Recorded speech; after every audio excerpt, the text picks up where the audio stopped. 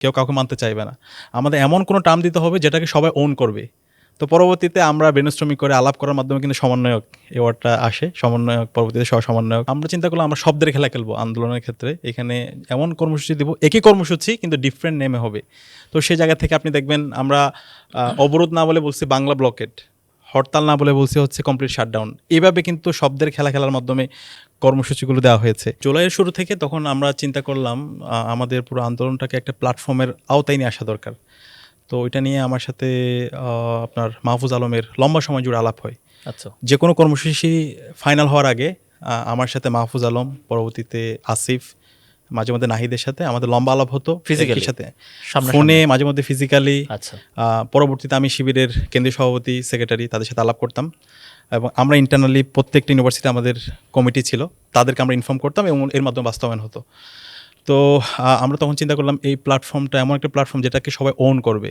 তো তখন বৈষম্য বিরোধী ছাত্র আন্দোলন এই নামে প্ল্যাটফর্মটা ঠিক করা হয় এবং এটা সবার সাথে আলাপ করে কিন্তু ঠিক করা হয়। এরপরে আমার সাথে মাহফুজ আলমের দীর্ঘ আলাপ হয়, আমরা একটা কমিটি করব। এখন কমিটির ক্ষেত্রে প্রথম প্রস্তাবনা ছিল সভাপতি, সহসভাপতি এরকম হবে কিনা, সভাপতি, সেক্রেটারি অথবা আহ্বায়ক, সদস্য সচিব। তখন আমার জায়গা থেকে আমি স্ট্রংলি সেটা ভেটো দিয়েছিলাম এবং আমি মাহফুজ আলমকে তখন বলেছিলাম যে আমরা যদি এখন এইভাবে সভাপতি, সেক্রেটারি অথবা আহ্বায়ক, সদস্য সচিব এরকম দিই, তাহলে এর মাধ্যমে বিভাজন তৈরি হবে, কেউ কাউকে মানতে চাইবে না। আমাদের এমন কোনো টার্ম দিতে হবে যেটাকে সবাই ওন করবে। তো পরবর্তীতে আমরা ব্রেনস্টর্মিং করে আলাপ করার মাধ্যমে কিন্তু সমন্বয়ক এই ওয়ার্ডটা আসে। সমন্বয়ক, পরবর্তীতে সহ-সমন্বয়ক এবং এখানে কারা কারা থাকবে এটা সবার সাথে আলাপ করে কিন্তু এই প্রথমের সমন্বয়ক এবং সহ-সমন্বয়ক এই সব কিছু ঠিক করা হয়। আপনি কি সেই সমন্বয় কমিটিতে ছিলেন? আমি ছিলাম না, সমন্বয়ক হিসেবে কিন্তু ছিলেন? এখানে কারা থাকবে এটা সবার সাথে আলাপে প্রত্যেকটা সিদ্ধান্ত আমি ছিলাম এবং কারা কারা ছিল সেই আলাপগুলোতে আমি ছিলাম।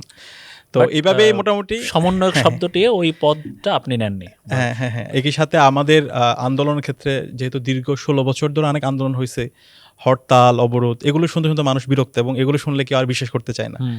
তো আমরা চিন্তা করলাম আমরা শব্দের খেলা খেলবো আন্দোলনের ক্ষেত্রে। এখানে এমন কর্মসূচি দিব, একই কর্মসূচি কিন্তু ডিফারেন্ট নেমে হবে।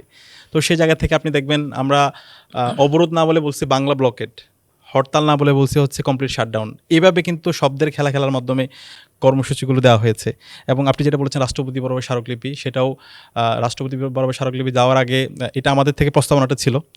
তখন আমাদের ওই সময় আমার ছাত্র শিবির সেক্রেটারি ঢাকা বিশ্ববিদ্যালয় ফরহাদ তখন নাহিদ এবং মাহফুজদের সাথে আলাপ করে পরবর্তীতে এই যে আপনার স্মারকলিপিতে কী কী থাকবে সেটা মোসাদ্দিক আলী ইবনে মোহাম্মদ যে সহ-সমন্বয়ক ছিল একটা ড্রাফট করে, সেই ড্রাফটটা আমি শেয়ার করি। পরবর্তীতে সেটা রাষ্ট্রপতি বরাবর পৌঁছানো হয় এবং প্রত্যেকটা জেলার যারা ডিসি ছিল, আমরা সারা দেশে আমাদের যে কমিটি আছে একটা কমিটি টিম করে তাদের মাধ্যমে আমরা ডিসিদের কাছে এটা পৌঁছেছিলাম।